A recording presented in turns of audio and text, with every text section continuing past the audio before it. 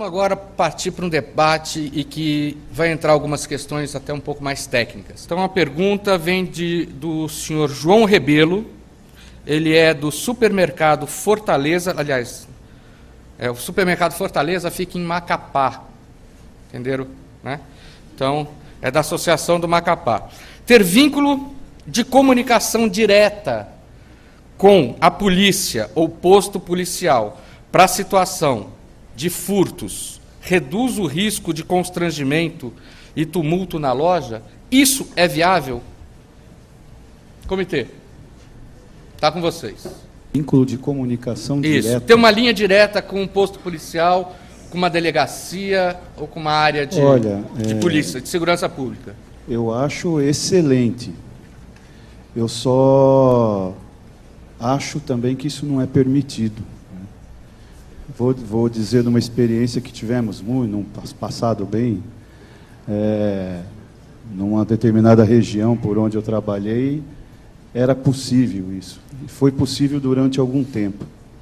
Mas a própria população, né, questionou esse tipo de serviço, porque cada um queria também ter um telefone, né, ligação direta com a polícia, né, na sua casa, né? E esse serviço foi extinto.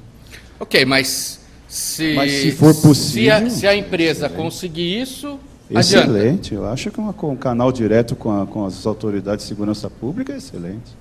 Alguém mais quer comentar? Ou essa seria uma... Rinaldo, eu acho que não precisa ter uma comunicação direta, mas eu acho que um bom relacionamento seria de fundamental importância também. Manter com o posto mais próximo, né? Tá. Ok. Uma próxima pergunta aqui, e aqui eu queria começar a envolver agora os nossos colegas. Crayovac.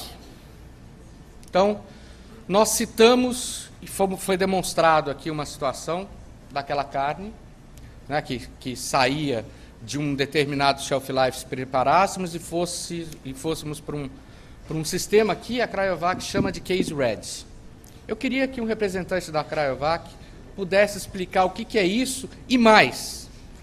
A grande maioria das empresas que estão aqui são pequenas e médias. Como que eu coloco isso numa empresa de pequeno porte ou de médio porte? Essa empresa aqui, de lá do Macapá, como é que eu faço isso? Oi, boa tarde a todos, é um prazer estar aqui com vocês. Para ser bem sucinta, bem breve, não importa se o supermercado é pequeno ou se são grandes redes, esse sistema que a Crayovac está trazendo para o Brasil, há menos de um ano, o sistema Case Ready, a ideia é centralizar, ao invés de fazer de loja em loja, o ideal é centralizar essa produção, ou numa central de manipulação, ou que o produto ele chegue direto de vários fornecedores. Imagina que anos atrás, em todos os supermercados, a carne chegava em carcaças, né? E hoje é muito comum, aquela embalagem a vácuo que vocês viram, praticamente nas grandes cidades, nas grandes regiões, é muito comum você já ver que você pode negociar a carne a vácuo com vários fornecedores, né? Então, assim, Aguinaldo, tanto faz uma pequena ou médio supermercado poder adquirir esses produtos. E hoje, o que acontece? Até foi citado ali no caixa, por exemplo, uma peça de corte de carne a vácuo. Tudo que é a vácuo, quando você tem uma embalagem de alta tecnologia, você tem uma longa vida útil. E hoje em dia as embalagens, cada vez mais, em termos de sustentabilidade, elas têm uma espessura menor, mas não significa que não sejam resistentes. Então, aí você tem menos perdas. Lembra no recebimento, até, por exemplo, se fosse uma carne com osso, então contra furos. O que acontece também, além disso, a novidade que existe hoje é essa embalagem Mirabella.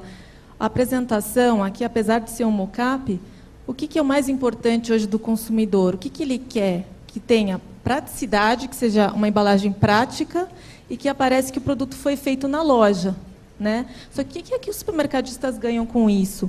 Que é o sistema Case Ready. Você centralizando, você sempre vai ter aquele padrão, né, de qualidade evita a contaminação cruzada, você reposiciona a sua mão de obra, porque ao invés de você ter 20 pessoas manipulando ou 10 numa loja, você passa a ter 2 numa central. Ou então, em vez de você ter uma grande área de manipulação, você reduz essa área de manipulação, mas você pode manter o seu açougue, porque tem gente que ainda vai querer ter aquela carne fatiada na hora.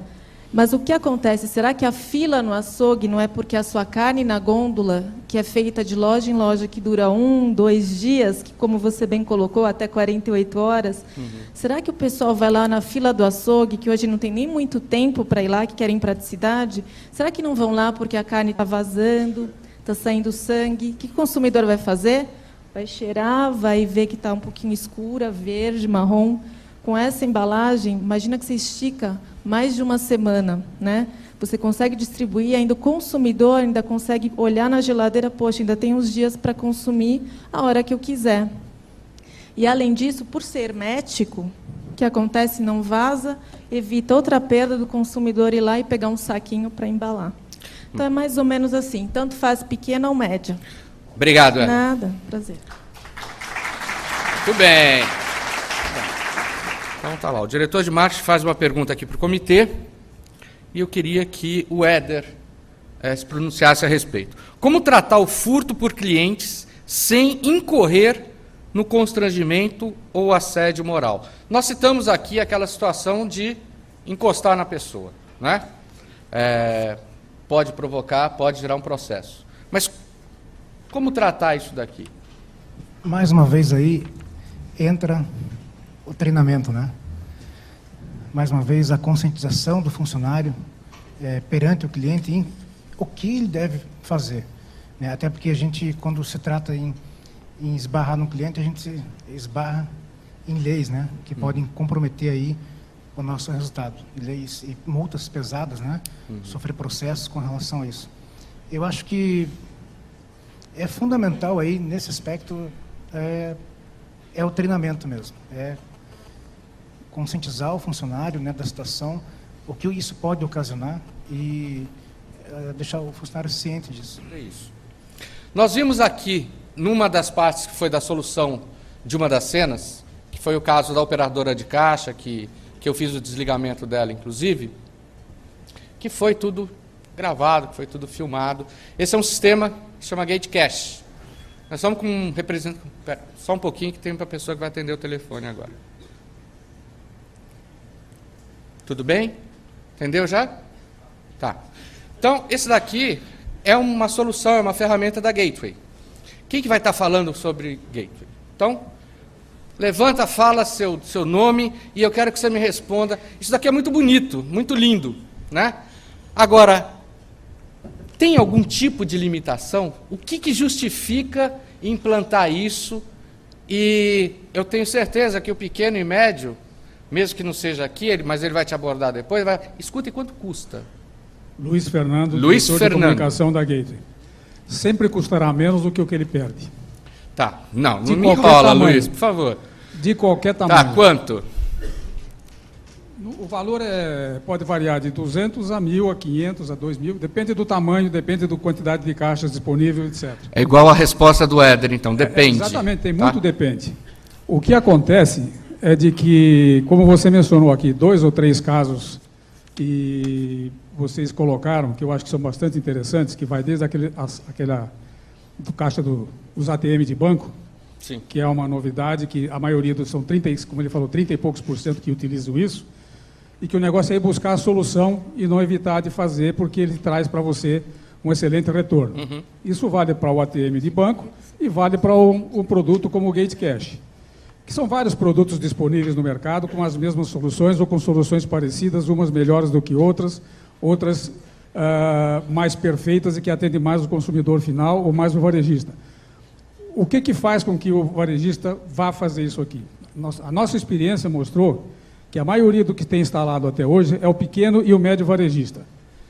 E que quase todos eles, na maioria das vezes, foi baseado no teste do São Tomé. O que é o teste São Tomé? Eu quero ver para crer. Isso funciona? Isso realmente traz benefício? E a nossa surpresa foi sempre, e quase que uma constante, aonde durante a fase de implantação da loja piloto, onde o proprietário ou o responsável está acompanhando o processo de instalação, muitas vezes ele dizia, para. Por quê? Porque ele, no processo de instalação, ele já pegava alguma coisa no caixa acontecendo. Então, isto é um negócio que tem acontecido com muita frequência. Então, dentro do tripé que foi falado, que ele mencionou também, que é PPT. Se você não tiver o treinamento adequado, e mais do que isso, muito mais importante do que até o treinamento e as ferramentas disponíveis e as normas e procedimentos, é o conceito da empresa ou do empresário de que prevenção de perdas, sim, é um problema e tem que ser administrado como tal.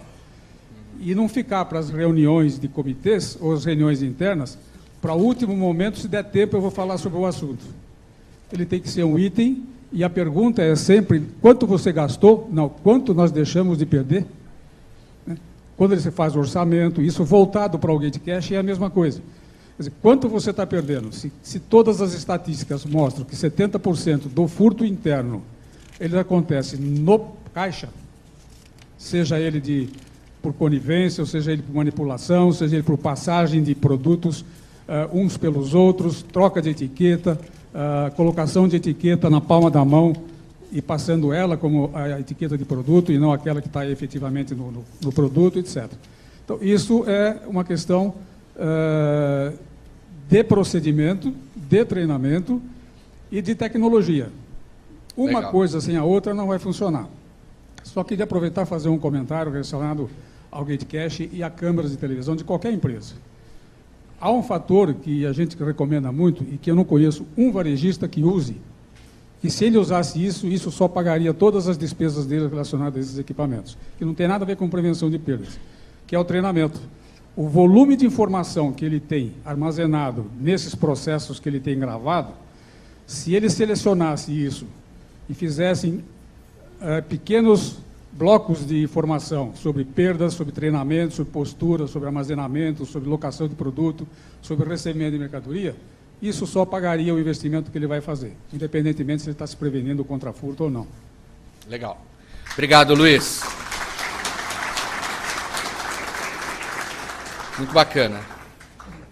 Até explicando para vocês, eu quero contar toda a história para vocês também dessa situação. Cada situação que os nossos parceiros trouxeram que seriam interessantes abordarmos nessa peça, no princípio elas seriam enfocadas através dos atores. E chegou um determinado momento em que é muito complicado, por melhor que seja o ator, até mesmo se chamasse o pessoal do Comitê de Perdas, ensinar ou transmitir o que é aquela tecnologia, o que é aquela ferramenta, o que é aquele produto.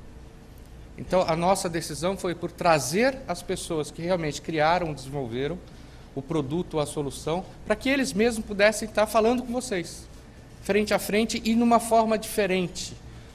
É para elucidar as dúvidas que, caso a gente tenha. E, com certeza, muitos aqui têm algumas dúvidas. Uma das coisas que o Luiz falou, e eu entendo muito como sendo também o aspecto da proximidade quanto maior da indústria com o varejo, né? E a gente pode entender isso como também uma ação até colaborativa, né? Tem alguém da Neogrid aqui? Cadê o nosso amigo da Neogrid? Neogrid, me fala um pouquinho sobre ações colaborativas.